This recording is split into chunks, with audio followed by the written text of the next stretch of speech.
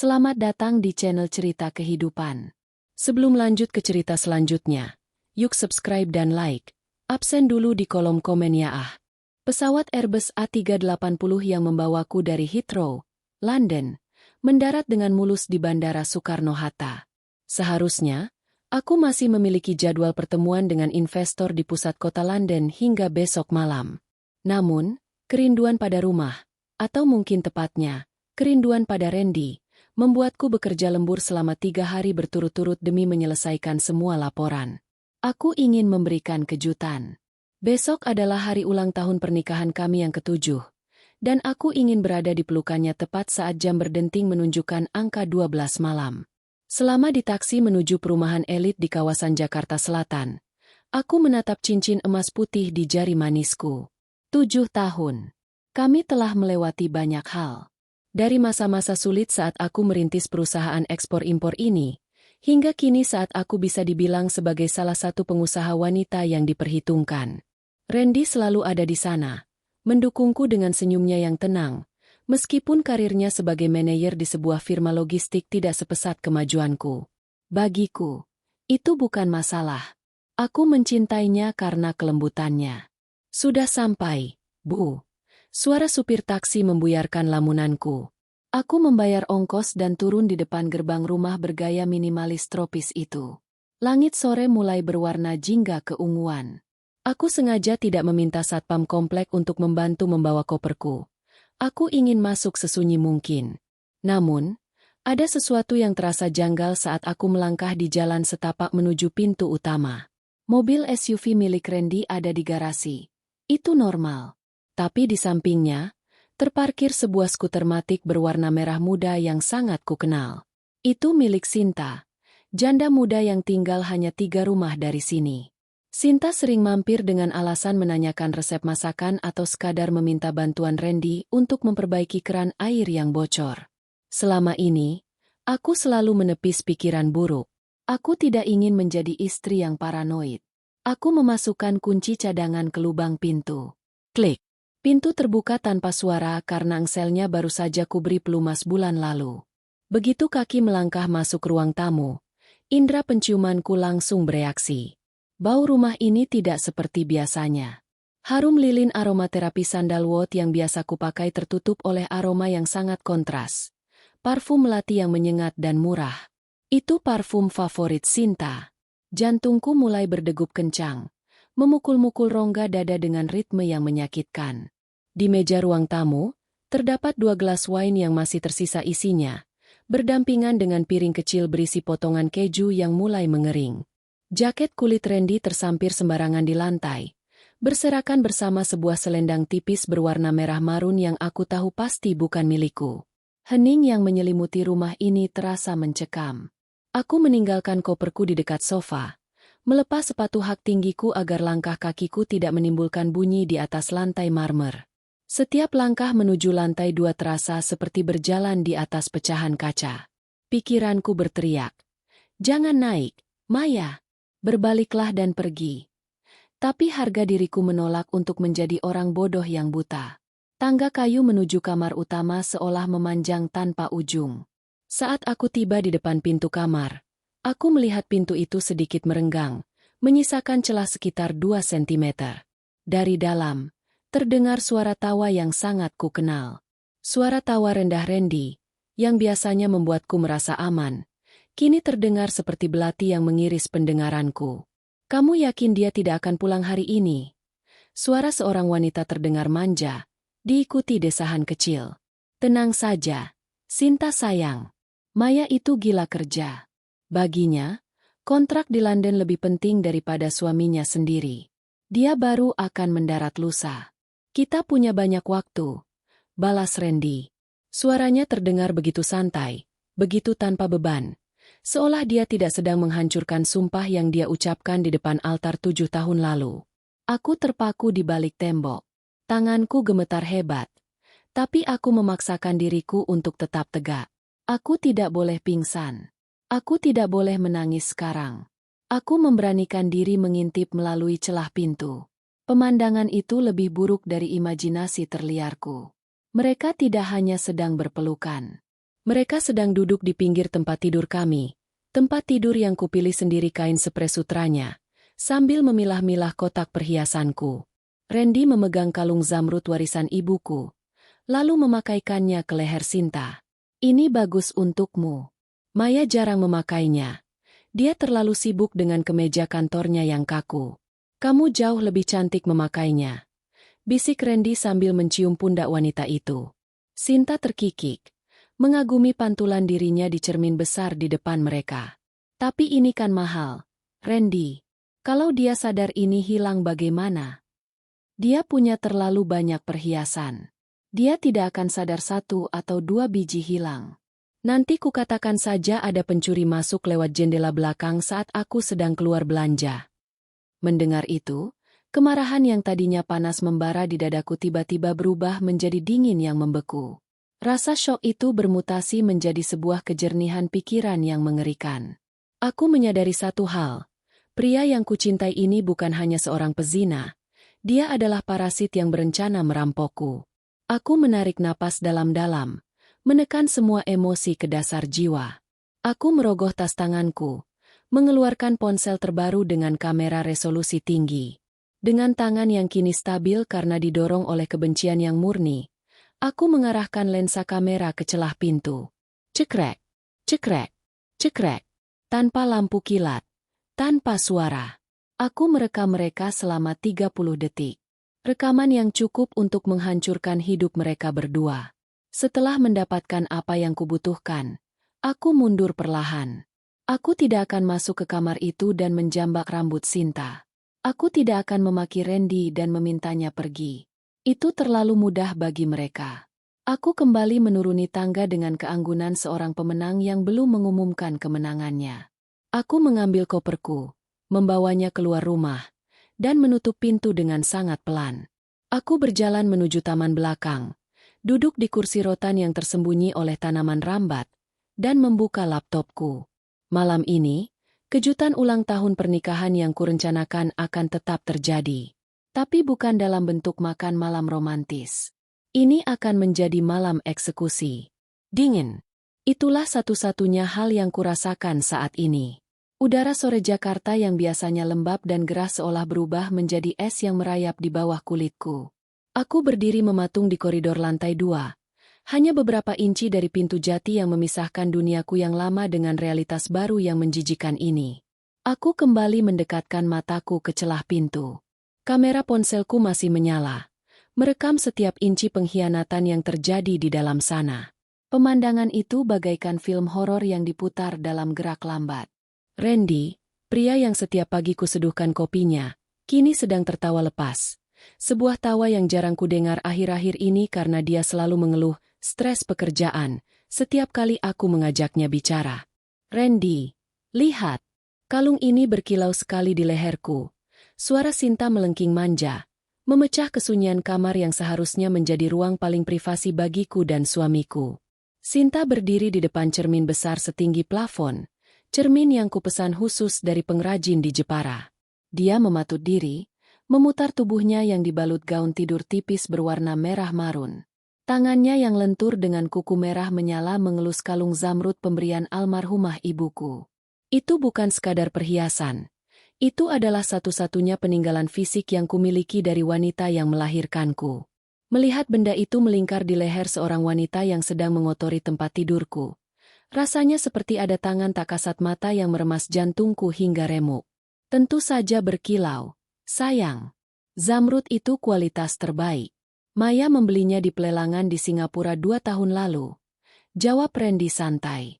Dia berbaring telentang di atas spray sutra abu-abu favoritku. Tangannya terlipat di belakang kepala dengan pose kemenangan. Dia punya terlalu banyak harta. Sampai-sampai dia lupa apa saja yang dia miliki. Kadang aku merasa dia lebih mencintai angka-angka di buku banknya daripada aku. Kalimat itu menyengatku lebih dalam dari perselingkuhan itu sendiri. Lebih mencintai angka? Aku bekerja keras, melintasi benua, kurang tidur, dan menahan rindu hanya agar dia bisa menikmati hidup mewah tanpa perlu memikirkan cicilan rumah atau biaya perawatan mobil sportnya. Semua kerja kerasku adalah bentuk cintaku padanya. Caraku memastikan dia tidak pernah merasa kekurangan. Dan sekarang, dia menggunakan kemakmuran yang kuberikan sebagai alasan untuk berkhianat? Kasihan sekali kamu, Randy. Sinta mendekat ke arah tempat tidur, duduk di tepi kasur dengan gerakan menggoda. Istrimu itu seperti robot, dingin dan kaku. Berbeda denganku, kan? Randy menarik pinggang Sinta, membawanya ke dalam pelukannya. Kamu jauh lebih hangat, Sinta. Kamu membuatku merasa seperti laki-laki sejati, bukan sekadar asisten rumah tangga berjas yang menunggu nyonya besar pulang dari luar negeri. Aku memejamkan mata sejenak. Air mata hampir jatuh, tapi aku segera mendongakkan kepala. Jangan sekarang, Maya. Jangan di sini. Jika aku menangis sekarang, aku kalah. Jika aku masuk dan mengamuk, aku hanya akan menjadi istri gila dalam narasi yang mungkin sudah mereka siapkan. Aku butuh lebih dari sekadar konfrontasi. Aku butuh kehancuran mereka yang total. Aku kembali melihat ke dalam. Mereka mulai berciuman, sebuah pemandangan yang membuat perutku mual. Namun, ada detail lain yang menangkap perhatianku. Di atas meja riasku, tas kerja Randy terbuka. Di sampingnya berserakan beberapa lembar dokumen. Aku memfokuskan lensa kameraku, melakukan zoom maksimal. Itu adalah laporan keuangan kantorku yang biasanya kusimpan di ruang kerja pribadi yang terkunci. Bagaimana dia bisa mendapatkannya? Lalu aku teringat. Bulan lalu aku sempat meminta Randy mengambilkan berkas di ruang kerja karena aku terburu-buru ke bandara. Ternyata, dia tidak hanya mengambil berkas yang kuminta. Dia menyalin data-dataku. Besok, setelah pengadilan mengesahkan pengalihan aset kecil itu, kita bisa pergi ke Bali, bisik Randy di sela ciumannya. Maya tidak akan sadar kalau beberapa saham di anak perusahaan sudah berpindah tangan. Dia terlalu sibuk dengan urusan London. Jantungku berdegup kencang, tapi kali ini bukan karena sedih. Itu karena adrenalin. Mereka bukan hanya berselingkuh. Mereka sedang merencanakan pencurian aset. Randy memanfaatkan posisinya sebagai suamiku untuk perlahan menggerogoti kekayaanku. Sinta bukan sekadar simpanan. Dia adalah rekan dalam kejahatan ini. Aku menurunkan ponselku. Aku sudah melihat semua yang perlu kulihat. Aku sudah merekam cukup bukti untuk menyeret mereka ke jalur hukum. Tapi hukum saja terasa terlalu lambat dan terlalu sopan untuk pengkhianatan sejahat ini. Aku menginginkan sesuatu yang lebih instan. Sesuatu yang akan membuat mereka memohon agar bumi menelan mereka bulat-bulat. Aku mundur perlahan, memastikan tumitku tidak menyentuh lantai dengan keras. Setiap langkah mundur adalah langkah menuju penyusunan strategi. Di kepalaku, aku mulai memetakan semua akses digital yang kumiliki. Aku adalah pemilik tunggal perusahaan. Randy hanyalah tamu dalam kerajaan finansial yang kubangun. Dia lupa bahwa semua kemewahan yang dia banggakan, jam tangan Rolex di pergelangan tangannya, mobil di garasi, bahkan baju yang dia pakai, semuanya tercatat atas namaku atau perusahaanku. Aku sampai di lantai bawah. Aku melewati ruang tamu tanpa menoleh pada gelas wine yang tadi sempat membuatku muak. Aku melangkah keluar ke taman belakang yang gelap. Duduk di kursi rotan di bawah pohon Kamboja yang rimbun. Aku membuka laptop yang selalu kubawa di tas jinjingku. Cahaya biru dari layar menyinari wajahku yang kini sedingin marmer. Tanganku tidak lagi gemetar. Justru, jemariku menari dengan lincah di atas keyboard. Kamu ingin bermain-main dengan asetku, Randy? Bisikku pada kegelapan malam. Mari kita lihat seberapa jauh kamu bisa bertahan tanpa sepeser pun uang dariku. Aku mulai masuk ke sistem perbankan perusahaan. Aku melihat ada beberapa transaksi mencurigakan yang sedang dalam status pending. Transaksi yang nampaknya disiapkan Randy untuk dieksekusi besok pagi saat dia mengira aku masih di pesawat. Dengan satu klik, aku membatalkan semuanya. Tapi itu baru permulaan. Itu hanya langkah defensif. Aku butuh langkah ofensif yang akan membuat mereka berdua merangkak di kakiku dalam waktu singkat. Aku melirik jam di sudut layar laptop. Pukul 18.45 waktu Indonesia Barat. 10 menit lagi, gumamku. Dalam 10 menit, dunia kecilmu yang indah ini akan runtuh, Randy. Aku mulai menyusun sebuah pesan. Bukan pesan untuk Randy, melainkan sebuah unggahan terjadwal yang akan menyasar semua orang yang penting dalam hidupnya. Ibunya yang sangat menjunjung tinggi kehormatan keluarga, bos di kantornya yang sangat benci skandal, dan seluruh lingkaran pertemanan elitnya yang selama ini mengaguminya sebagai suami teladan. Aku memasukkan foto-foto yang baru saja kuambil ke dalam draft. Foto Randy yang sedang memakaikan kalung ibuku ke leher Sinta. Foto mereka di atas tempat tidurku. Aku memberikan judul yang sangat manis. Kado ulang tahun pernikahan ke-7 dari suamiku tercinta. Jemariku melayang di atas tombol kirim. Ada 1 detik keraguan. Jika aku menekan tombol ini, tidak ada jalan kembali. Pernikahanku selesai. Hidupku akan menjadi konsumsi publik untuk sementara waktu. Tapi kemudian aku mengingat suara tawanya tadi. Aku mengingat bagaimana dia menghina, kaku, dan dinginnya diriku. Klik. Send. Tekem. Aku menutup laptopku dengan bunyi gedebuk yang memuaskan. Sekarang, yang perlu kulakukan hanyalah menunggu. Menunggu 10 menit sampai notifikasi di ponsel Randy meledak seperti bom waktu yang baru saja kulepaskan pinnya. Aku tidak pernah menyangka bahwa keterampilan manajerial yang kubangun untuk membesarkan perusahaan ekspor-imporku akan kugunakan untuk menghancurkan laki-laki yang berbagi bantal denganku selama 7 tahun. Namun, disinilah aku. Jemariku bergerak dengan presisi seorang ahli bedah. Langkah pertama, isolasi finansial. Aku masuk ke dalam sistem manajemen akun bank keluarga. Kami memiliki akun bersama yang nominalnya cukup untuk membeli 1 unit apartemen mewah di pusat kota. Namun secara hukum, dana itu berasal dari dividen perusahaanku. Dengan 3 kali klik, aku memindahkan seluruh saldo tersebut ke akun pribadiku yang tak tersentuh olehnya. Aku menyisakan saldo sebesar Rp50.000. Jumlah minimum agar rekening itu tidak otomatis tertutup oleh sistem, namun cukup menghina untuk pria yang baru saja memamerkan kekayaanku pada selingkuhannya. Langkah kedua, pemutusan akses. Randy memegang kartu kredit tambahan dengan limit yang sangat besar. Aku tahu dia baru saja membelikan Sinta tas desainer bulan lalu menggunakan kartu itu. Aku membuka aplikasi perbankan di ponselku, masuk ke menu pengaturan kartu, dan menekan tombol blokir permanen dengan alasan kehilangan. Aku bisa membayangkan wajahnya nanti saat mencoba membayar makan malam romantis mereka dan mendapati kartunya ditolak mentah-mentah. Kamu bilang aku dingin dan kaku, Randy? Bisikku lirih pada layar. Mari kita lihat seberapa hangat duniamu tanpa fasilitas dariku. Aku tidak berhenti di situ. Sebagai pemilik perusahaan, aku memiliki kontrol penuh atas inventaris kantor. Mobil SUV yang dikendarai Randy adalah kendaraan operasional kantor yang hak pakainya kuberikan padanya sebagai fasilitas suami direktur. Aku mengirimkan pesan singkat ke bagian IT dan operasional kantorku. Segera nonaktifkan kunci digital, Smart Key, untuk unit SUV plat B1001 Randy mulai pukul 19 WIB karena alasan keamanan data. Tarik akses GPS-nya ke server pusat. Dalam hitungan menit, mobil itu akan menjadi bongkahan besi yang tak bisa di-starter, terkunci rapat di garasi rumah ini. Namun, senjata paling mematikan yang kumiliki malam ini bukan hanya uang.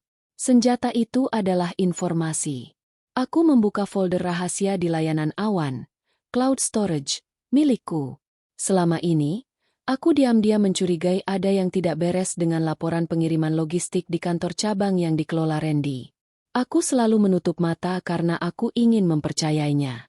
Tapi sekarang, kabut cinta itu telah sirna. Aku membedah data tersebut dalam hitungan menit. Sebuah kemampuan yang membuatnya selalu kagum sekaligus takut padaku. Benar saja. Ada aliran dana yang dialihkan ke perusahaan cangkang atas nama adik laki-laki Sinta. Randy bukan hanya berselingkuh secara fisik. Dia telah melakukan korupsi di perusahaanku sendiri. Dia mencuri dari tangan yang memberinya makan. Bodoh. Gumamku. Dia lupa bahwa aku adalah seorang akuntan sebelum menjadi direktur. Menghapus jejak digital dariku adalah hal yang mustahil. Aku menyusun semua bukti itu. Tangkapan layar percakapan mereka di kamar tadi, foto-foto perhiasanku yang berpindah tangan, dan bukti transfer ilegal ke perusahaan Sinta, ke dalam satu draft email yang sangat rapi. Aku menjadwalkan email ini untuk terkirim ke departemen legal perusahaanku dan ke pengacara pribadiku tepat 1 jam dari sekarang. Aku bersandar pada kursi rotan, menarik napas dalam-dalam. Dadaku masih terasa sesak, seolah ada beban berat yang menindih paru-paruku. Menghancurkan Randy secara finansial terasa memuaskan secara logika. Tapi hatiku tetaplah seorang wanita yang baru saja dikhianati. Bayangan dia mencium Sinta di atas tempat tidur kami terus berputar seperti kaset rusak di benakku. Aku menatap jam di layar laptop. Pukul 18.50 waktu Indonesia Barat. 10 menit telah berlalu sejak aku mengirimkan bom pertama ke grup keluarga dan kantor. Seharusnya, saat ini notifikasi di ponselnya sudah mulai membanjir. Aku bisa membayangkan ponselnya yang diletakkan di atas nakas, bergetar tanpa henti, mengeluarkan bunyi denting yang tak putus-putus. Tiba-tiba, keheningan taman belakang pecah.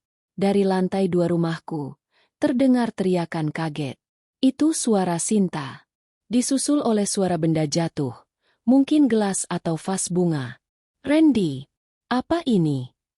Kenapa fotoku ada di grup keluarga besarmu? Jerit Sinta dari kejauhan. Aku menutup laptopku perlahan. Aku berdiri, merapikan kemeja sutra Londonku yang sedikit kusut.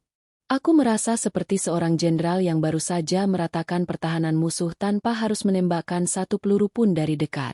Aku melangkah menuju pintu belakang yang menghubungkan taman dengan dapur. Aku tidak lagi bersembunyi. Aku ingin mereka melihatku. Aku ingin melihat warna wajah mereka saat mereka menyadari bahwa robot yang mereka hina ini baru saja mencabut nyawa dari gaya hidup mewah mereka. Saat tanganku menyentuh gagang pintu dapur, ponsel di kantongku bergetar. Satu pesan masuk dari ibu mertuaku. Maya, apa-apaan ini?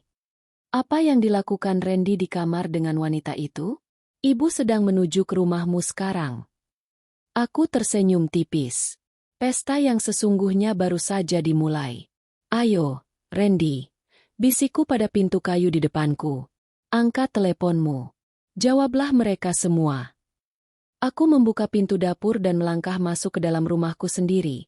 Rumah yang sebentar lagi akan menjadi penjara bagi suamiku yang pengkhianat. Di lantai atas, kegaduhan semakin menjadi-jadi. Suara dering ponsel Randy terdengar seperti serangan artileri. Berhenti 1 detik, hanya untuk meledak kembali dengan nada dering yang berbeda.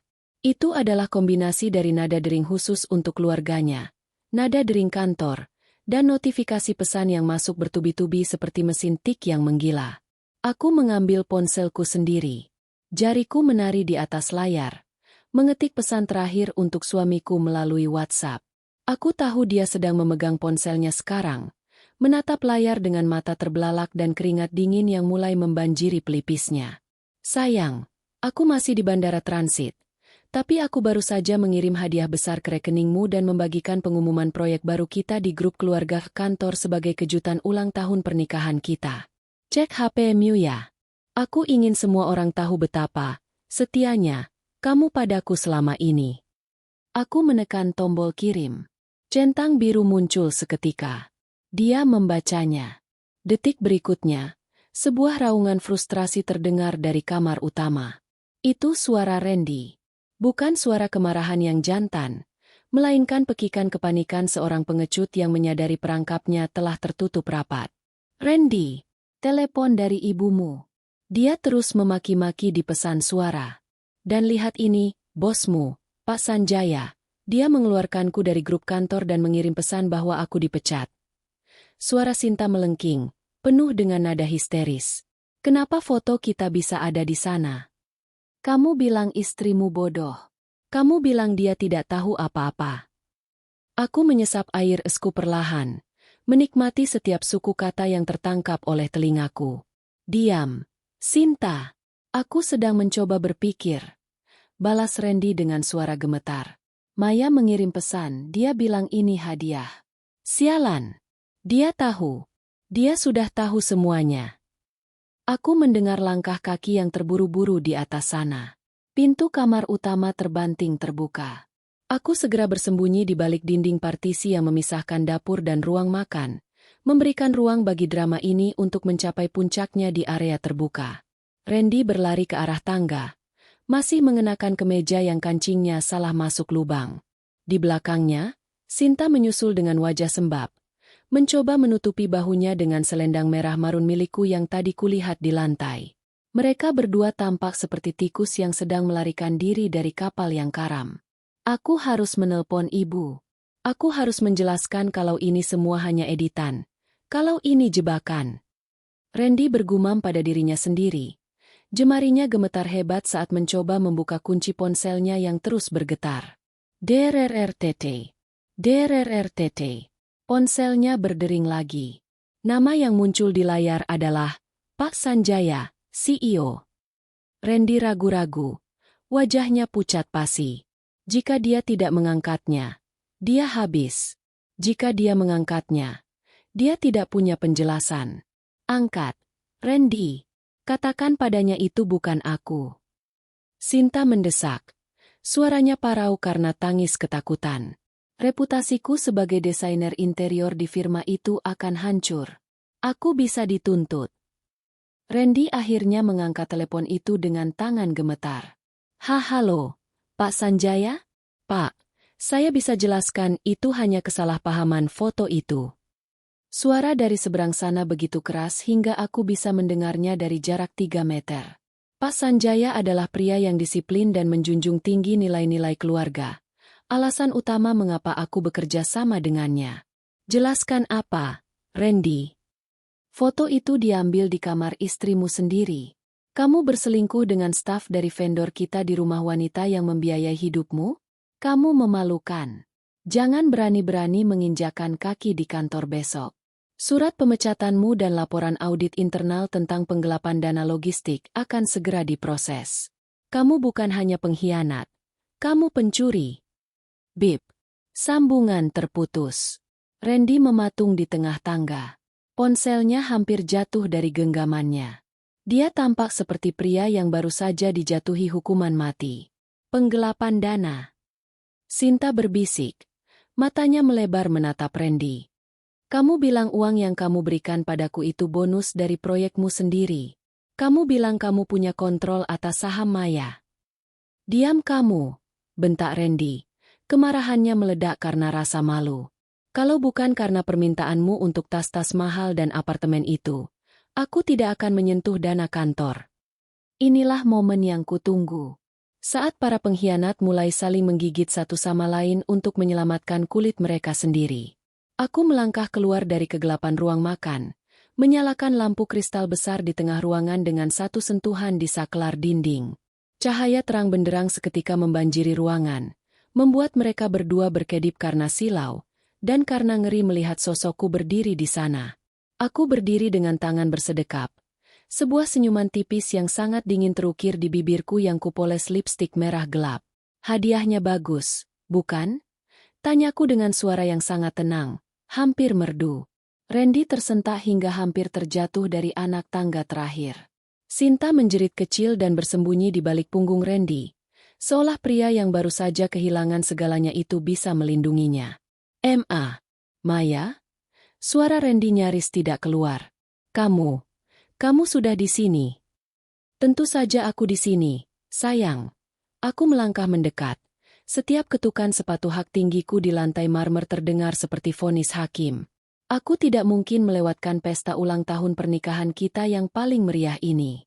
10 menit yang luar biasa, kan? Bagaimana rasanya melihat seluruh duniamu runtuh hanya dalam waktu satu panggilan telepon? Randy mencoba melangkah maju. Tangannya terulur seolah ingin menggapai maafku. Maya, dengarkan aku. Ini tidak seperti yang kamu lihat. Sinta, dia yang menggodaku. Dia.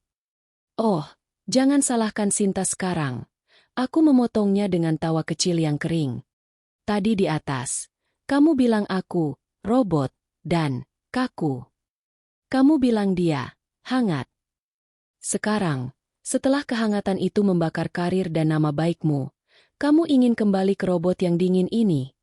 Aku menatap Sinta, yang kini gemetar ketakutan. Dan kamu, Sinta, kalung zamrud ibuku sangat cantik di lehermu.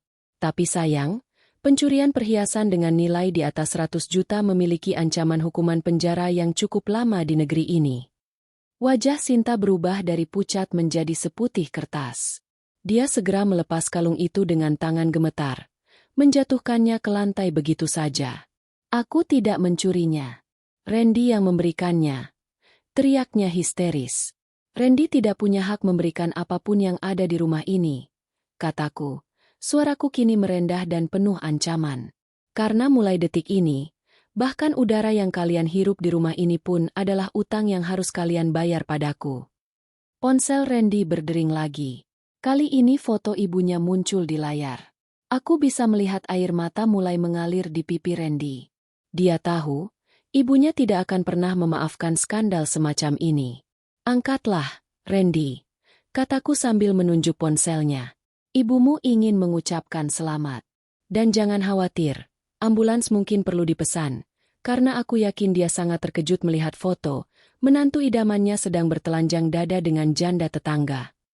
Angkat. Randy. Ibu tidak suka menunggu. Ucapku dengan nada sedingin es, sambil menarik kursi makan dan duduk dengan tenang. Aku menyilangkan kaki, memerhatikan suamiku yang kini tampak seperti pesakitan di kursi terdakwa. Dengan tangan yang gemetar hebat, Randy menggeser ikon hijau. Dia tidak berani menyalakan loudspeaker. Namun di kesunyian ruang makan ini, suara teriakan ibunya yang melengking pecah hingga keluar dari celah earpiece. Randy, anak macam apa kamu? Ibu membesarkanmu dengan nilai agama. Tapi kamu mengotori rumah tanggamu dengan cara sekeji itu? Ibu sudah melihat fotonya. Semua orang di grup keluarga besar sedang membicarakanmu. Kamu mau membuat ibu mati serangan jantung. Randy hanya bisa tertunduk. Bu, itu hilaf. Bu, tolong jangan dengarkan Maya dulu. Saya bisa jelaskan. Hilaf. Di tempat tidur istrimu sendiri. Dan kamu, wanita itu. Sinta? Tetanggamu sendiri? Randy. Ibu tidak mau mengenalmu lagi sampai kamu menyelesaikan urusan ini dengan Maya. Ibu malu. Malu sekali. Klik. Sambungan diputus secara sepihak. Randy jatuh terduduk di anak tangga terbawah. Ponselnya terlepas, membentur lantai marmer namun tidak pecah. Sayangnya, karena ponsel itu masih terus bergetar. Notifikasi dari grup WhatsApp keluarga besarnya kini mencapai angka ratusan. Paman-pamannya yang selama ini mengagumi kesuksesan semu Randy mulai melontarkan makian. Sepupu-sepupunya yang dulu sering meminjam uang darinya, yang sebenarnya adalah uangku, kini mendadak menjadi hakim moral paling suci. Maya, tolong. Randy menatapku dengan mata yang mulai memerah. Cabut foto itu. Aku akan melakukan apa saja. Aku akan memutuskan hubungan dengan Sinta detik ini juga. Tolong jangan hancurkan aku di depan ibu. Hancurkan kamu. Aku tertawa kecil. Suara tawa yang bahkan membuatku sendiri merasa asing. Randy, aku tidak menghancurkanmu.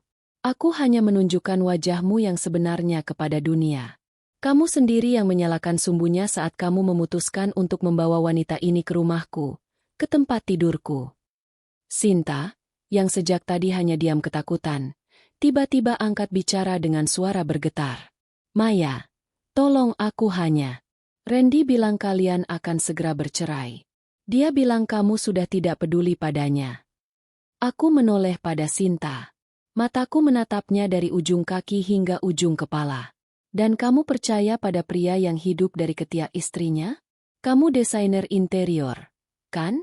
Seharusnya kamu punya selera yang lebih baik daripada menjadi benalu di rumah tangga orang lain. Tiba-tiba, suara deru mobil terdengar di halaman depan. Bukan hanya satu, tapi dua mobil. Lampu sorot mereka menembus jendela ruang tamu, menyapu wajah Randy yang kuyu. Aku tahu siapa mereka. Aku sudah mengirimkan lokasi, pesta, ini kepada adik laki-lakiku, Bram, yang sangat protektif, dan juga kepada pengacara keluargaku. Sepertinya tamu undangan sudah mulai datang, kataku sambil berdiri. Randy panik. Dia mencoba berdiri, namun kakinya seolah lemas. Siapa itu? Maya. Siapa yang kamu panggil? Keadilan, jawabku singkat. Pintu depan terbuka dengan kasar. Bram masuk lebih dulu. Wajahnya merah padam karena amarah. Begitu dia melihat Randy, dia hampir saja melayangkan tinjunya jika aku tidak segera menahannya. Di belakang Bram, berdiri Pak Haris, pengacaraku, yang membawa sebuah tas kerja kulit yang tampak sangat formal. Mbak Maya, kamu tidak apa-apa? Bram mendekatiku. Matanya masih menatap tajam ke arah Randy. Laki-laki ini benar-benar harus diberi pelajaran. Tenang, Bram.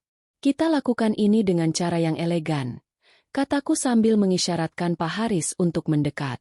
Pak Haris mengeluarkan beberapa lembar dokumen dari tasnya dan meletakkannya di atas meja makan, tepat di depan Randy yang masih terduduk di lantai. Saudara Randy. Suara Pak Haris terdengar berat dan profesional.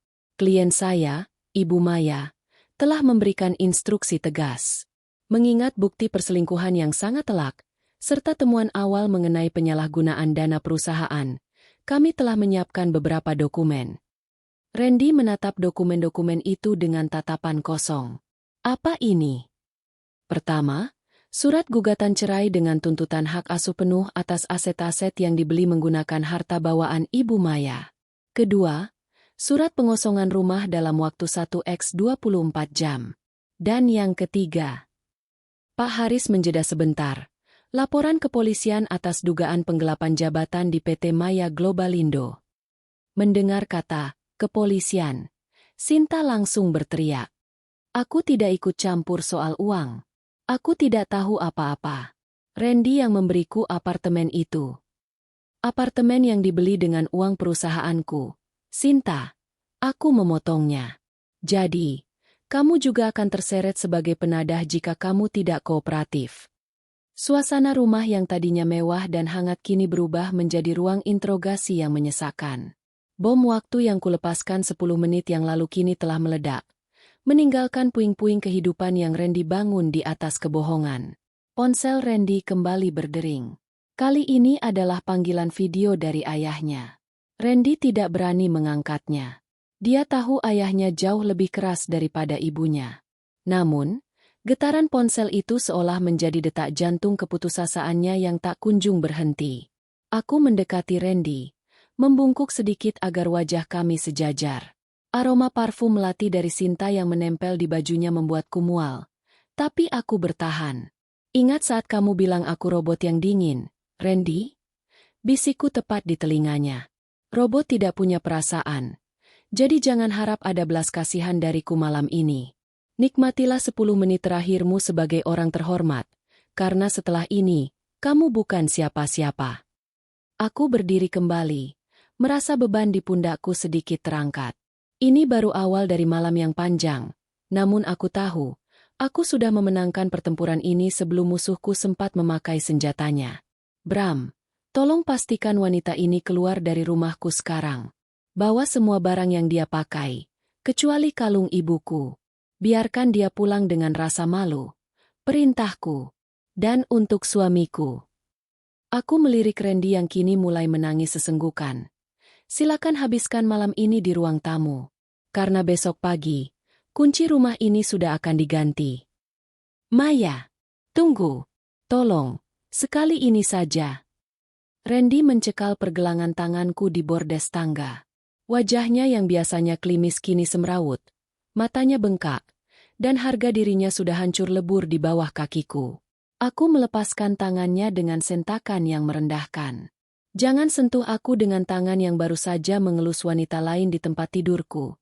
Randy, kamu menjijikkan. Kami sampai di ambang pintu kamar utama. Di dalam, Sinta sedang menangis histeris sambil memasukkan pakaiannya ke dalam tas dengan sembarangan. Kamar yang biasanya menjadi tempatku beristirahat dari penatnya dunia bisnis kini terasa seperti tempat kejadian perkara yang kotor. Bau parfum melati itu semakin menyesakkan. Maya, dengarkan aku. Randy mencoba menggunakan suara rendahnya yang dulu selalu bisa meluluhkanku. Aku mengaku salah. Aku hilaf. Sinta, dia yang datang padaku saat aku merasa kesepian karena kamu selalu di luar negeri.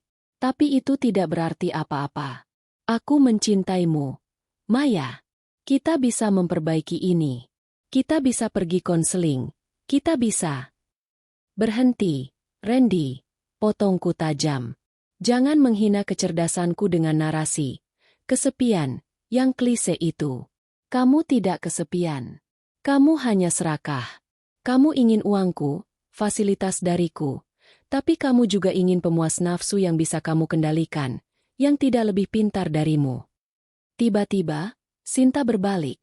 Wajahnya yang penuh maskara luntur menatap Randy dengan kebencian yang baru tumbuh. Oh, jadi begitu? Aku hanya pemuas nafsu? Kamu bilang padaku Maya itu seperti balok es. Kamu bilang kamu tidak pernah menyentuhnya lagi selama 2 tahun terakhir, karena kamu muak melihat wajahnya yang selalu merasa paling berkuasa. Randy mematung. Dia menatap Sinta dengan tatapan, "Diam kamu." Tapi Sinta sudah tidak peduli. "Mbak Maya." Sinta beralih padaku. Suaranya gemetar. "Aku memang salah. Aku minta maaf." Tapi Randy yang merencanakan semua ini. Dia yang menyuruhku mendekatimu, mencari tahu jadwal dinasmu. Dia bilang dia punya cara untuk mengalihkan kepemilikan rumah ini atas namanya agar kalau kalian cerai, dia tidak keluar dengan tangan hampa. Dia punya dokumen yang sudah dia palsukan tanda tanganmu. Udara di kamar itu seolah tersedot habis.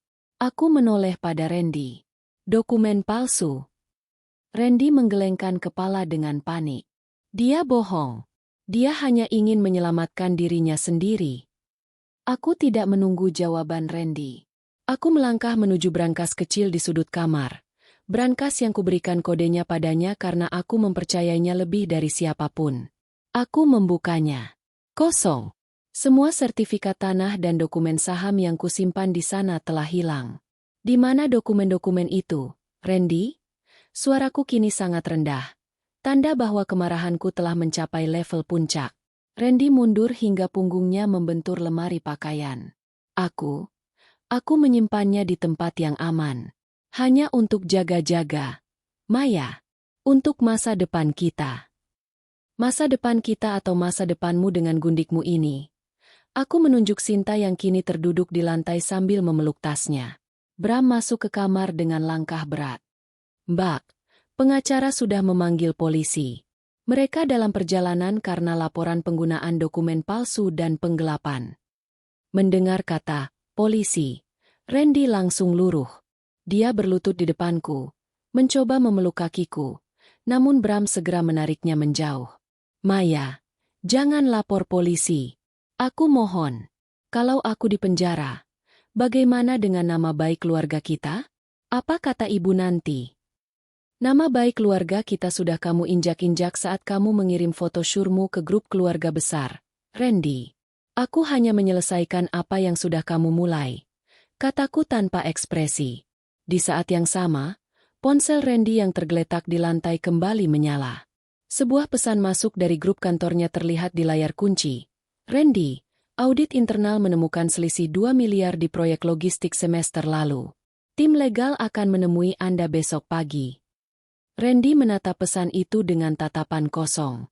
Dunia yang dia bangun dari tumpukan kebohongan dan pencurian kecil-kecilan itu kini runtuh menimpanya. Dia tidak hanya kehilangan istri dan rumah mewah, dia kehilangan karir, reputasi, dan kemungkinan besar kebebasannya. "Sinta, keluar sekarang. Perintahku. Atau kamu ingin ikut diangkut bersama Randy saat polisi datang 5 menit lagi?" Sinta tidak menunggu 2 kali. Dia menyambar tasnya dan lari keluar kamar tanpa menoleh lagi pada Randy. Pria yang tadi dia puja sebagai pangeran kaya, kini tak lebih dari seonggok sampah di mata wanita yang juga hanya mencintai hartanya. Kini hanya tersisa aku, Randy, dan Bram di ruangan itu. Aku menatap tempat tidurku yang berantakan. "Bram, tolong panggilkan jasa pembersih profesional besok pagi. Bakar semua spray dan bantal di kamar ini. Aku tidak ingin ada satupun molekul dari mereka tertinggal di sini," kataku dengan nada datar. Aku berbalik untuk keluar, namun Randy berteriak dari belakang. "Kamu tidak akan pernah bahagia, Maya. Kamu memang robot. Kamu tidak punya hati. Kamu pikir uang bisa membeli segalanya." Aku berhenti di ambang pintu, menoleh sedikit tanpa benar-benar menatapnya. Uang memang tidak bisa membeli segalanya, Randy. Tapi uangku bisa membeli pengacara terbaik untuk memastikan kamu menghabiskan waktu yang sangat lama di balik jeruji besi. Dan mengenai hati, hatiku jauh lebih tenang sekarang setelah membuang parasit seperti kamu. Aku melangkah keluar dari kamar itu, menutup pintunya dengan bunyi dentuman yang menandakan berakhirnya sebuah babak dalam hidupku. Di lantai bawah, aku bisa mendengar sirine polisi mulai terdengar di kejauhan, membelah keheningan malam perumahan elit itu. Aku berjalan menuju balkon depan, menghirup udara malam yang bebas dari aroma parfum melati. Hatiku sakit? Ya. Namun, ada kepuasan yang jauh lebih dalam saat menyadari bahwa aku tidak membiarkan diriku menjadi korban. Aku adalah penulis akhir dari ceritaku sendiri. Aku bukan lagi wanita yang tadi sore melangkah masuk dengan hati yang hancur. Saat ini, aku adalah perwujudan dari keadilan yang dingin. Aku telah mengganti pakaianku, bukan karena ingin tampil cantik, tapi karena aku ingin menanggalkan sisa-sisa debu perjalanan dari London yang masih menempel. Kini, aku mengenakan gaun rumah berwarna hitam pekat berbahan sutra, berdiri tegak dengan dagu terangkat. Dua petugas berseragam masuk ke dalam rumah, diikuti oleh Pak Haris yang memberikan penjelasan singkat mengenai dokumen-dokumen yang telah disiapkan. Randy masih terduduk di lantai kamar atas. Namun saat mendengar suara sepatu bot polisi di lantai bawah, dia tampak seperti orang yang baru saja tersambar petir. "Silakan, Pak Petugas. Suami saya, maksud saya, pria itu, ada di atas," kataku dengan suara yang jernih dan stabil, bergema di seluruh ruangan. Petugas polisi naik ke lantai 2. Aku tidak mengikuti mereka. Aku memilih untuk menunggu di ruang tamu, tepat di bawah lampu kristal yang kini bersinar paling terang. Aku ingin dia melihatku saat dia digiring turun. Aku ingin dia melihat apa yang dia lepaskan demi sebuah kesenangan murahan. Beberapa menit kemudian, suara gaduh terdengar dari lantai atas. "Lepaskan. Saya bisa jalan sendiri." "Pak, ini hanya urusan rumah tangga," teriak Randy. Suaranya pecah, penuh ketakutan yang tidak bisa lagi dia sembunyikan. "Saudara Randy, Anda kami amankan atas dugaan pemalsuan dokumen otentik dan penggelapan dana perusahaan berdasarkan laporan awal dan barang bukti yang ditemukan," sahut salah satu petugas dengan nada datar dan tegas. Saat mereka muncul di puncak tangga, pemandangan itu terasa begitu surrealis.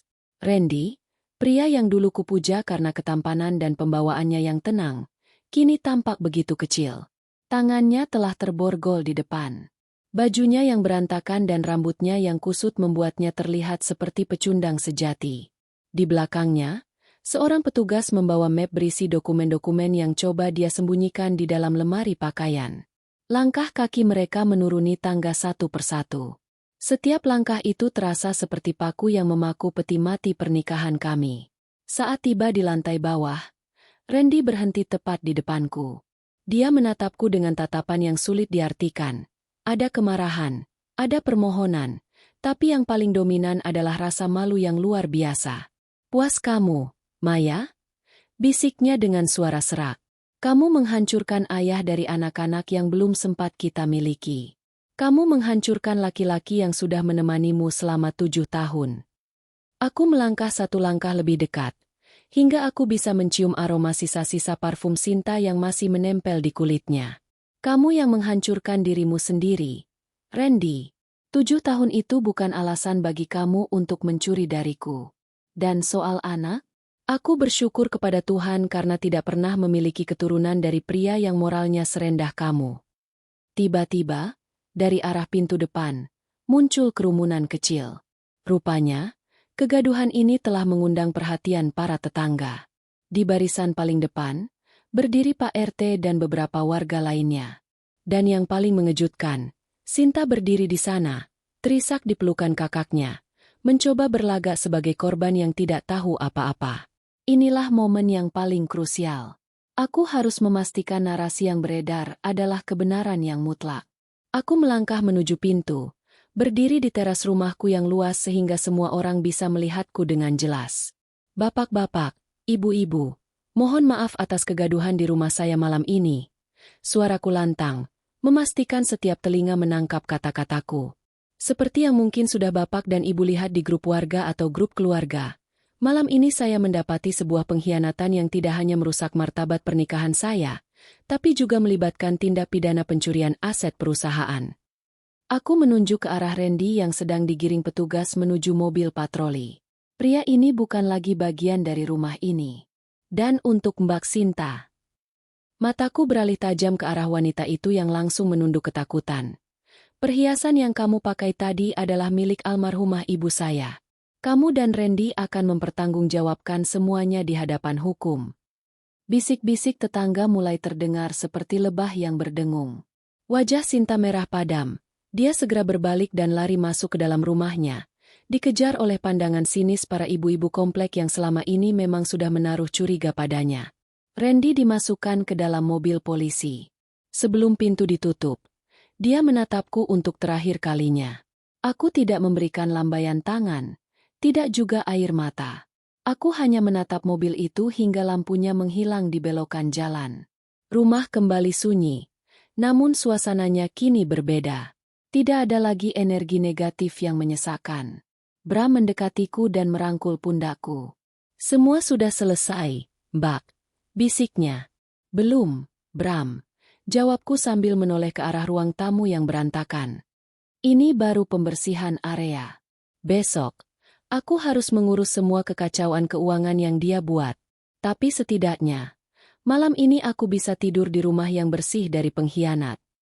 Aku masuk kembali ke dalam rumah. Pak Haris masih menungguku di ruang makan. Ibu Maya, ada satu hal lagi. Ucap Pak Haris sambil menunjukkan sebuah tablet.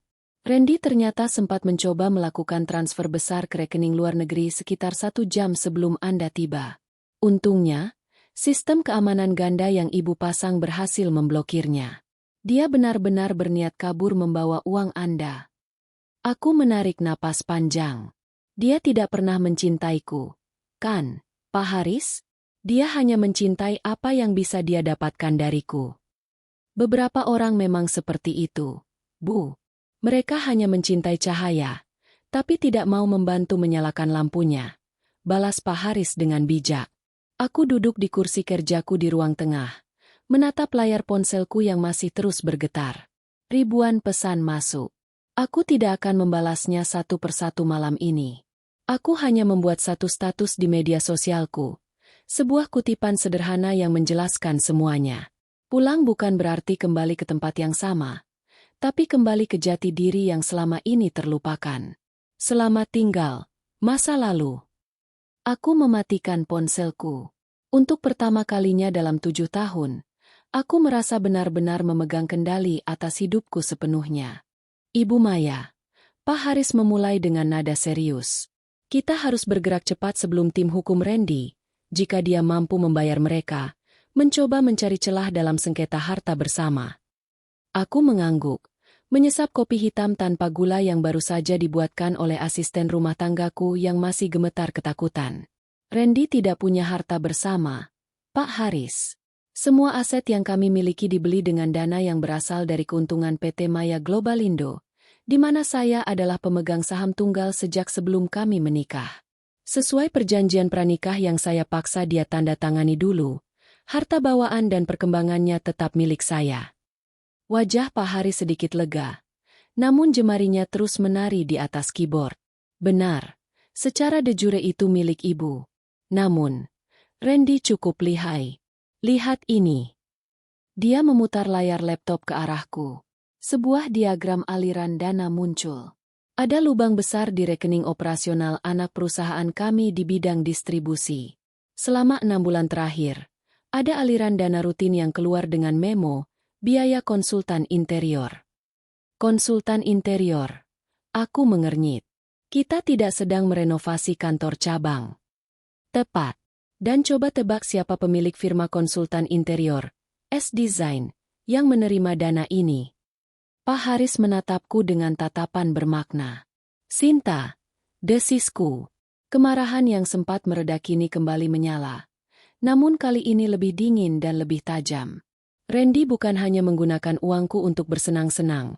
Dia menciptakan sistem untuk merampokku secara sistematis demi membangun kerajaan kecil untuk selingkuhannya. Totalnya tidak main-main. Hampir 1,5 miliar rupiah telah berpindah tangan. Lakukan skakmat sekarang, Pak Haris. Perintahku. Pertama, kirim surat sita jaminan atas semua aset yang dibeli dengan dana tersebut. Saya tahu Sinta baru saja membeli apartemen di kawasan Serpong. Pastikan aset itu dibekukan malam ini juga melalui jalur kepolisian sebagai barang bukti tindak pidana pencucian uang. Sudah saya siapkan, Bu. Jawab Pak Haris tenang. Aku kemudian mengambil ponsel pribadiku dan membuka aplikasi perbankan khusus untuk corporate. Dengan beberapa ketukan, aku melakukan hal yang seharusnya sudah kulakukan sejak lama, pemutusan total. Aku menonaktifkan akses Randy ke semua sistem internal perusahaan. Aku juga mengirimkan instruksi ke bagian HRD untuk segera mengeluarkan surat pemecatan tidak hormat dengan alasan tindak pidana. Tidak ada pesangon.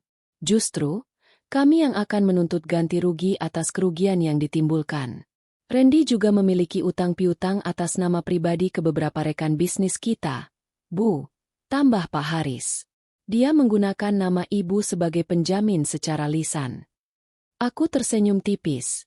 Jenis senyuman yang biasanya membuat lawan bisnisku gemetar. Keluarkan pernyataan resmi di media massa dan media sosial perusahaan besok pagi pukul 8. Nyatakan bahwa PT Maya Globalindo dan saya pribadi tidak lagi bertanggung jawab atas segala tindakan, utang, maupun komitmen yang dibuat oleh Randy.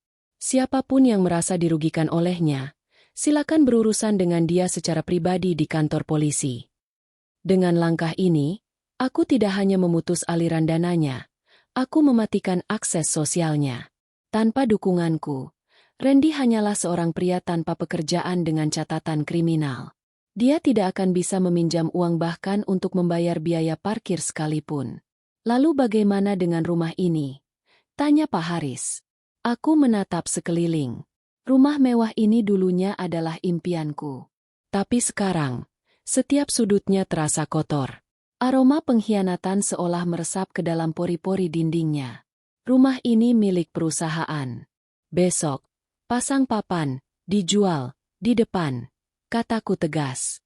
Saya tidak sudi tinggal di tempat di mana mereka pernah tertawa di atas penderitaan saya. Semua furnitur di kamar utama, bakar semuanya. Jangan ada yang disisakan untuk disumbangkan. Saya tidak ingin energi negatif mereka menular ke orang lain. Tiba-tiba, ponselku bergetar. Sebuah pesan singkat masuk dari nomor yang tidak kukenal. Maya, ini Sinta. Tolong lepaskan laporannya. Aku akan mengembalikan semua uang itu. Aku tidak tahu kalau Randy mencuri darimu. Aku juga korban kebohongannya. Aku menatap layar itu dengan muak. Korban? Wanita yang tadi sore asyik memilih perhiasan warisan ibuku berani menyebut dirinya korban? Aku membalas pesannya, singkat dan mematikan. Simpan pembelaanmu untuk hakim. Dan pastikan kamu mengemas barang-barangmu di apartemen itu sebelum jam 9 pagi. Karena jurusita akan datang lebih awal dari sarapanmu. Aku meletakkan ponsel dengan gerakan mantap. Skakmat finansial telah selesai. Randy dan Sinta mungkin masih bisa bernapas. Tapi secara finansial dan sosial, mereka sudah tamat. Ada lagi, Bu? Tanya Pak Haris sambil merapikan dokumennya. Satu lagi. Aku berdiri, menatap ke arah luar jendela di mana kegelapan malam mulai digantikan oleh semburat fajar. Siapkan gugatan cerai paling agresif yang pernah Bapak buat. Saya ingin dia keluar dari pengadilan hanya dengan pakaian yang melekat di tubuhnya. Itu pun kalau dia bisa membuktikan baju itu bukan saya yang beli. Pak Haris tersenyum tipis, mengagumi ketegasan kliennya. Dimengerti, Ibu Maya. Aku berjalan menuju teras depan, menghirup udara subur yang segar. Di kejauhan, matahari mulai terbit. Cahayanya perlahan menyinari papan nama perumahan elit ini.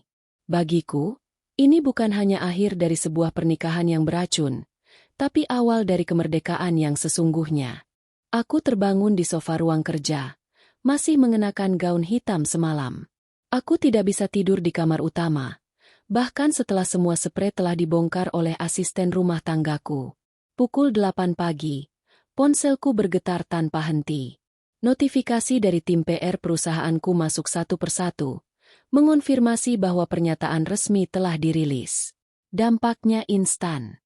Di kantor polisi, Randy yang baru saja menjalani pemeriksaan awal harus menghadapi kenyataan pahit. Pak Haris mengirimkan rekaman video singkat melalui pesan singkat. Itu adalah momen ketika keluarga besar Randy datang menjenguknya. Namun, mereka tidak datang untuk membawakan makanan atau dukungan moral. Ayah Randy, seorang purnawirawan yang sangat menjunjung tinggi kehormatan, berdiri di balik jeruji besi ruang tahanan sementara. Dari video itu, aku bisa melihat wajahnya yang keras dan kecewa. Kamu bukan hanya mempermalukan dirimu sendiri, Randy. Suara ayahnya terdengar berat dan parau. Kamu menghancurkan nama baik yang ayah bangun puluhan tahun. Jangan harap ayah akan mengeluarkan sepeser pun untuk pengacaramu. Selesaikan sendiri sampah yang kamu buat. Randy menangis, memohon di balik jeruji. Namun ayahnya berbalik tanpa menoleh sedikit pun. Ibunya, yang semalam begitu histeris, bahkan tidak sanggup turun dari mobil. Bagi keluarga besarnya yang tradisional, perselingkuhan adalah aib, tapi mencuri dari istri yang sudah mengangkat derajat ekonomi keluarga adalah dosa yang tak termaafkan. Sementara itu, di sisi lain kota, Sinta mengalami kiamat kecilnya sendiri. Sesuai instruksiku, jurusita bersama pihak kepolisian mendatangi apartemen mewahnya. Karena aset tersebut terbukti dibeli dengan aliran dana gelap dari PT Maya Globalindo, statusnya langsung menjadi aset dalam pengawasan hukum. Aku melihat foto-foto yang dikirimkan tim legal di lapangan. Sinta berdiri di lobi apartemen dengan koper-koper besar, tampak linglung dan berantakan. Tetangga-tetangga apartemennya, yang selama ini mengenalnya sebagai pengusaha interior sukses, kini memandangnya dengan tatapan sinis. Reputasinya sebagai desainer hancur dalam semalam setelah asosiasi profesi menerima laporan mengenai pelanggaran kode etik dan keterlibatannya dalam penggelapan dana. Aku meletakkan ponselku. Tidak ada rasa iba. Rasa iba hanya diperuntukkan bagi mereka yang melakukan kesalahan tanpa sengaja, bukan bagi mereka yang merencanakan pengkhianatan sambil menikmati fasilitas dari korbannya. Siang harinya, aku memutuskan untuk pergi ke kantor. Aku ingin memastikan seluruh stafku tahu bahwa perusahaan tetap stabil. Saat mobilku memasuki area parkir, aku melihat pemandangan yang memuaskan. Mobil SUV yang biasa dipakai Randy, yang kuncinya telah kunonaktifkan semalam, sedang diderek oleh truk perusahaan untuk dikembalikan ke gudang inventaris. Para karyawan menatapku dengan tatapan hormat, bercampur rasa segan. Mereka sudah membaca berita itu. Mereka tahu bos mereka bukan hanya seorang wanita sukses, tapi seorang wanita yang tidak bisa dipermainkan. Ibu Maya, sekretarisku, Linda, menyambutku dengan mata sembab. Kami semua minta maaf karena tidak menyadari apa yang dilakukan Pak Randy di cabang logistik selama ini. Aku memegang bahunya. Itu bukan salah kalian, Linda. Dia cukup lihai memanfaatkan posisinya. Tapi sekarang, lubang itu sudah ditutup. Kita akan melakukan audit total. Di dalam ruang kerjaku, Pak Haris sudah menunggu dengan kabar terbaru. Randy terus meminta untuk bertemu Anda, Bu. Dia bilang dia punya informasi penting yang bisa membantu perusahaan jika Anda mencabut laporan polisi. Ujar Pak Haris. Aku tertawa sinis. Informasi apa? Dia hanya mencoba memanipulasiku lagi. Katakan padanya, satu-satunya cara dia bisa bicara denganku adalah melalui surat tuntutan pengadilan. Oh, dan Pak Haris, bagaimana dengan rekening luar negerinya? Sudah kami blokir melalui kerjasama antar bank.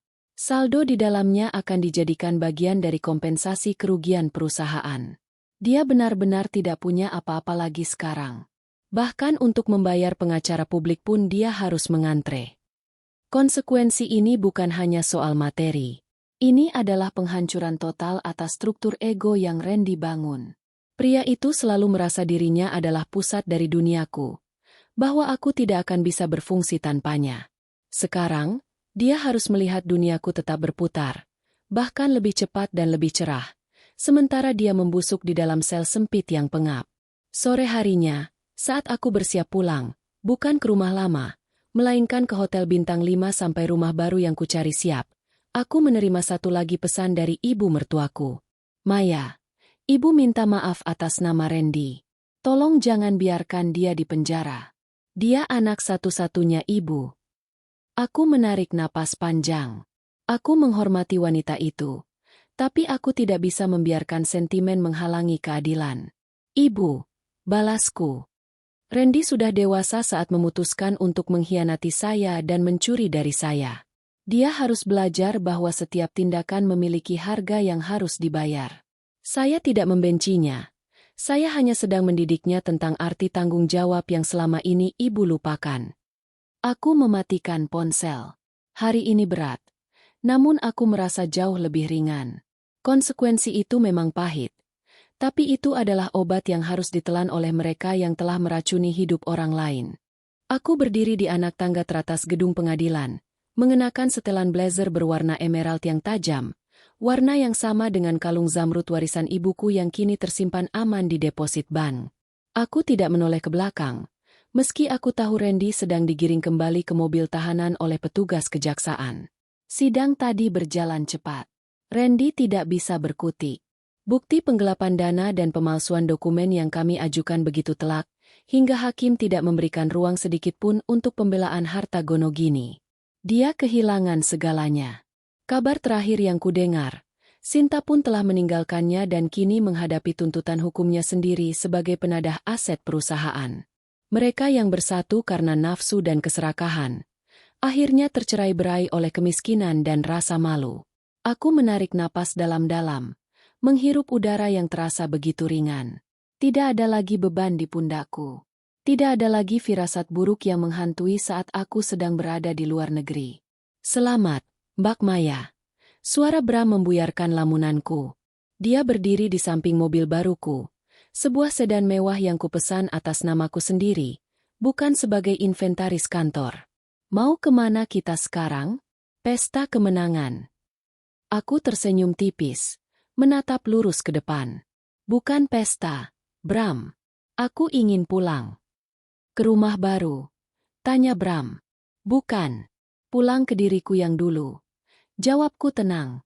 Selama 7 tahun pernikahan, aku menyadari bahwa aku telah pelan-pelan menghilang. Aku menjadi mesin uang untuk seseorang yang tidak menghargaiku. Aku menjadi pelindung bagi seseorang yang justru menikamku dari belakang. Aku terlalu sibuk memastikan kebahagiaan orang lain sampai lupa menanyakan apa yang membuat jiwaku sendiri tetap hidup. Aku meminta Bram menurunkanku di sebuah galeri seni kecil di pinggiran kota. Sebelum bertemu Randy, aku adalah seorang pelukis amatir yang menyukai warna-warna berani. Randy lah yang dulu mengatakan bahwa hobi itu membuang waktu, dan menyarankanku untuk fokus saja pada angka-angka di kantor. Di galeri itu, aku berdiri di depan sebuah kanvas kosong yang baru saja kubeli. Aku mengambil palet dan mulai mencampurkan warna. Tidak ada lagi laporan keuangan, tidak ada lagi email dari investor, dan yang pasti, tidak ada lagi bayangan penderitaan karena dikhianati. Malamnya, aku duduk di balkon apartemen baruku yang menghadap ke arah Cakrawala Kota Jakarta. Cahaya lampu kota berkelap-kelip seperti berlian yang tumpah di atas kain beludru hitam. Ponselku berdenting. Sebuah pesan dari Pak Haris masuk. Bu Maya, rumah lama sudah terjual sore ini. Semua furnitur sudah dibersihkan sesuai instruksi. Dana penjualannya sudah masuk rekening Yayasan Kanker sesuai permintaan ibu. Aku membalasnya dengan ucapan terima kasih yang tulus. Aku tidak ingin menyimpan 1 rupiah pun dari hasil penjualan rumah yang penuh kenangan pahit itu. Mengubahnya menjadi bantuan bagi mereka yang sedang berjuang melawan maut terasa seperti cara terbaik untuk mencuci bersih sisa-sisa masa lalu. Aku menyesap teh hangatku, merasakan ketenangan yang belum pernah kurasakan sebelumnya. Dulu, aku pikir, pulang adalah kembali ke pelukan seorang suami setelah lelah bekerja. Aku pikir, pulang adalah sebuah bangunan fisik dengan taman yang asri dan interior mewah. Ternyata aku salah. Pulang adalah saat kita berani menatap cermin tanpa rasa benci pada diri sendiri. Pulang adalah saat kita mampu memaafkan diri sendiri karena pernah membiarkan orang lain menginjak-injak harga diri kita. Pulang adalah kesadaran bahwa aku utuh tanpa harus dilengkapi oleh orang lain, terutama orang yang tidak tahu cara menghargai sebuah kesetiaan. Aku teringat 10 menit yang mengubah hidupku 3 bulan lalu. 10 menit saat ponsel Randy berdering gila-gilaan karena jebakan halusku. Saat itu, aku pikir itu adalah bentuk balas dendam. Namun kini aku sadar, itu bukan balas dendam. Itu adalah upacara pemakaman bagi diriku yang lama yang terlalu naif. Dari balik jendela, aku melihat pantulan diriku di kaca. Mataku bersinar lebih terang. Wajahku tampak lebih muda, terbebas dari stres yang selama ini kusembunyikan di balik makeup tebal. Aku sudah memberikan segalanya pada dunia, kesuksesan, harta, dan keadilan. Sekarang, tiba saatnya aku memberikan waktu untuk diriku sendiri. Besok, aku akan terbang ke London lagi. Tapi kali ini, bukan untuk pertemuan investor atau kontrak jutaan dolar. Aku pergi untuk diriku sendiri. Aku akan mengunjungi museum-museum yang dulu sering kulewatkan, berjalan kaki di taman-taman yang dulu hanya kulihat dari jendela taksi, dan menikmati kopi di pinggir jalan tanpa harus mengecek ponsel setiap menit. Kisahku dengan Randy telah selesai. Benar-benar selesai. Namanya kini hanya menjadi sebuah catatan kaki dalam sejarah hidupku, sebuah pelajaran mahal tentang integritas dan harga diri. Aku menutup mataku, membiarkan angin malam membelai wajahku. Di bawah langit yang luas, aku akhirnya mengerti. Aku tidak pernah kehilangan apapun. Randy lah yang kehilangan. Dia kehilangan wanita yang mencintainya dengan tulus. Sementara aku hanya kehilangan seorang pengkhianat. Selamat datang kembali, Maya. Bisikku pada diriku sendiri. Malam itu, untuk pertama kalinya setelah bertahun-tahun, aku tertidur dengan sangat lelap, tanpa mimpi buruk, dan tanpa rasa takut akan hari esok. Karena aku tahu, kemanapun aku pergi, aku akan selalu punya tempat untuk pulang, hatiku sendiri. Tam.